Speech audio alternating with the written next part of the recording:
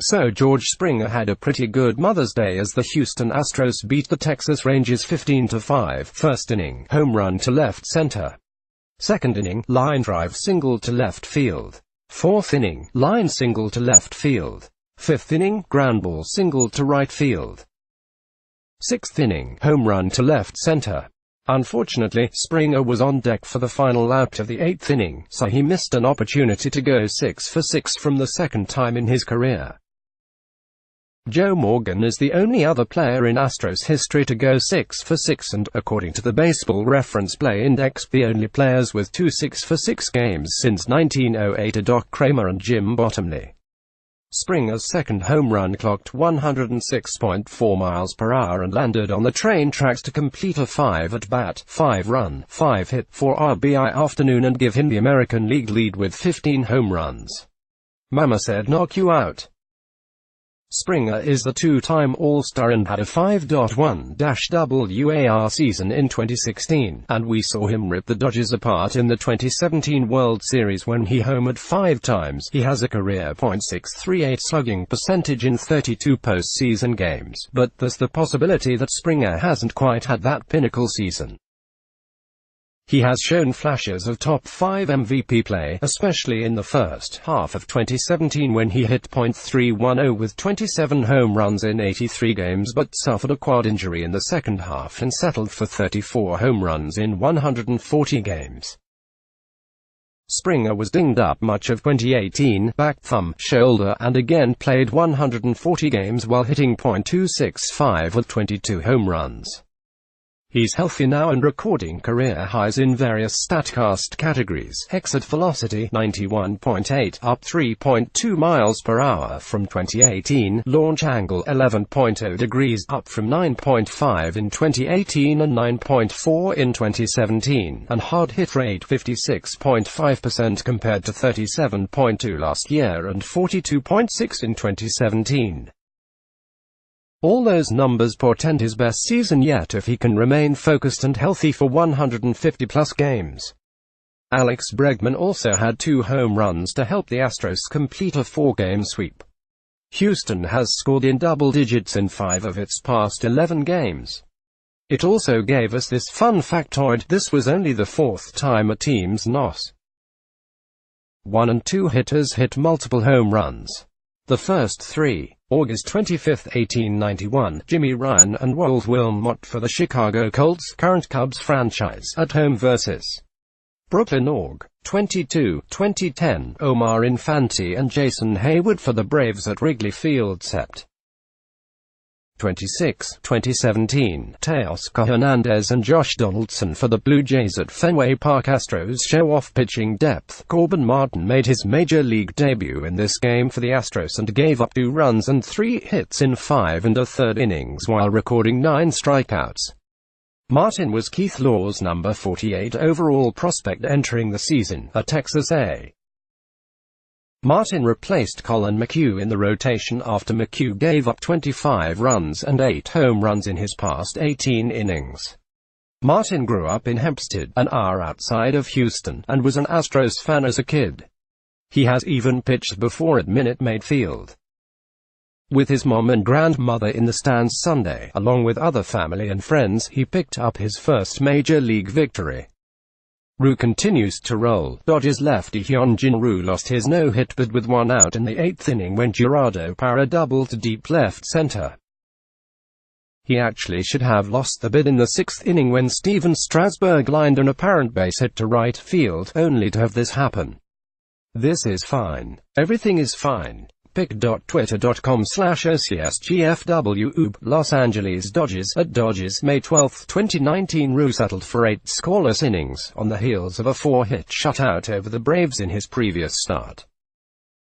Hyunjin Ryu is the first non-Kershaw Dodgers lefty to throw back-to-back shutout starts of 8 innings or more since Rick Honeycutt on 6/5 the 6th of October 1986. Kazuto Yamazaki at Kazuto Yamazaki, May 12, 2019. Ryu has given up 1 run in 25 innings over his past 3 starts, lowering his ERA to 1.72, and has a season strikeout-to-walk ratio of 54-3. ESPN's Alden Gonzalez just wrote about Rue, a story in which catcher Russell Martin compared him to Hall of Famer Greg Maddux with his pinpoint location this year. Indeed, his shutout against the Braves required only 93 pitches, a sub-100-pitch shutout referred to as at Maddux. As Gonzalez wrote, Rose's success is a product of expertly sequencing 5 pitches: fastball, cutter, sinker, curveball, changeup, and throwing them to all 4 quadrants of the strike zone, a quality Dodgers catcher Austin Barnes considers pretty unique. Rue creates deception with his delivery, pinpoint control and near unpredictability in his pitch selection. Dodgers hitting coach Robert Van Scoyoc spent 2018 season as a strategist with the division rival Arizona Diamondbacks and found it almost impossible to craft game plans for Rue. He doesn't have any consistent tendencies, Van Scoyoc said. He knows how to pitch, he knows how to change speeds, and I think he reads the hitters very well. Even if he has a plan, he'll deviate from it. There's just not anything consistent about how he attacks each guy. Of course, Rue has a long list of injuries during his 6 seasons with the Dodgers, missing all of 2015, pitching in only 1 game in 2016 and making only 15 starts last season because of a groin strain. After he threw a career-high 116 pitches in the 6-0 victory over the Nationals, the Dodgers might want to give him an extra day of rest before his next start. No team is more cautious with its starting pitchers than the Dodgers.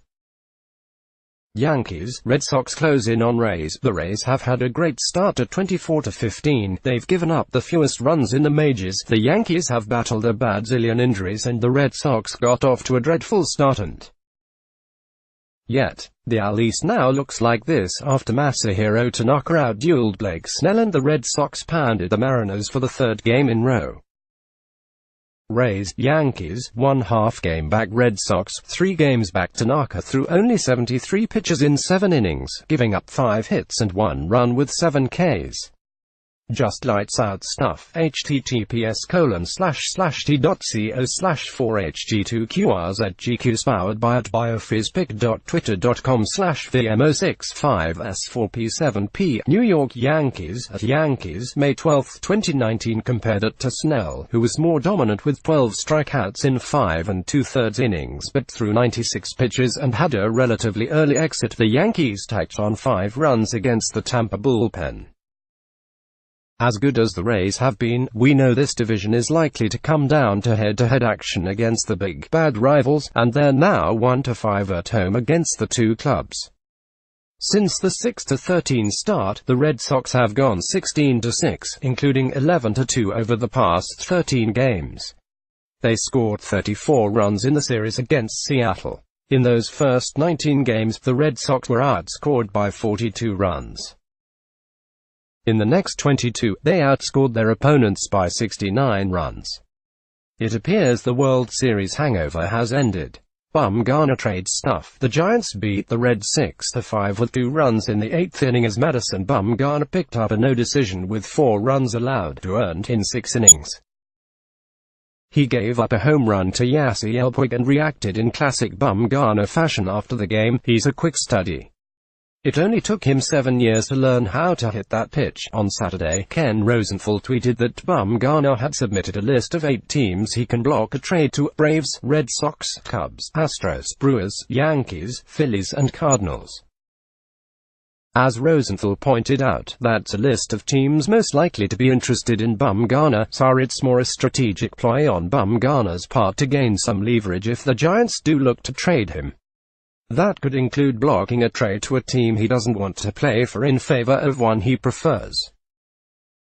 Note that a trade isn't necessarily a bad thing for Bumgarner since players traded during the season are not eligible to receive a qualifying offer in free agency, which could hurt a player's value in free agency, as might be the case with Dallas Keuchel and Craig Kimbrell. Strategic move of the day: the Pirates are carrying 13 pitchers on their active roster and, as I've written before, carrying only 4 bench players in the National League inevitably leaves the manager's hands tied. Most managers refuse to use the backup catcher, even though the odds of an injury that would require the use of a non-catcher behind the plate are exceedingly slim, so that means you're really playing with 3 bench players unless circumstances finally require using the backup catcher, usually only in extra innings to pinch hit. The Cardinals led the Pirates 6-3 in the 6th inning with the Pirates batting 1 out, nobody on base and the pitcher up. A pretty low-leverage situation, but one you would certainly want to send up a position player to hopefully start a rally. Instead, with a limited bench, Clint Hurdle sent up pitcher Joe Musgrove to hit. He grounded out and the Pirates went down 1-2-3. Pittsburgh rallied to win the game anyway, scoring 5 in the 7th and 2 in the 8th. In the 7th, after Josh Bell tied the score with a 3-run homer, Melky Cabrera later hit for shortstop Cole Tucker and walked with 2 outs. Adam Frazier then hit for the pitcher and doubled in 2 runs. Adam doing pinch hitter type things. pic.twitter.com/QVPCOM5MXR Pirates at Pirates, May 12, 2019. So by not using one of his pinch hitters in the 6th, Hurdle still had 2 available in the 7th. I still don't know if it was the right decision, but on this day it worked.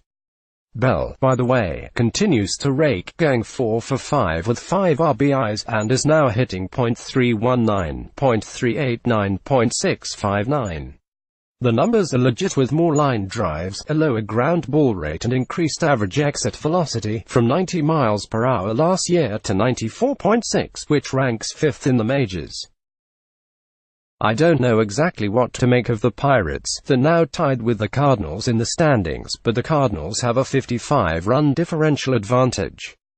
That's one reason Fangraphs projects the Cardinals with a 40% chance to make the playoffs and the Pirates at 11%. The Pirates even have an 8-game losing streak milked into the 22-19 record. Of course, the Cardinals won the opener of this 4-game series 17-4, but the Pirates won the next 3, including 2-1 wins on Friday and Saturday.